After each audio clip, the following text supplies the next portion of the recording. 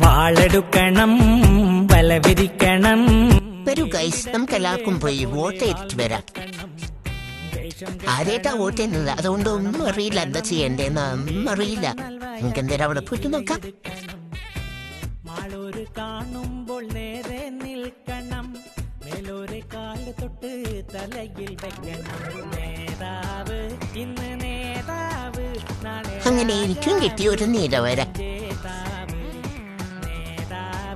ഇന്ന് നേതാവ്, നാളെ രാജാവ് എന്നും ജേതാവ്.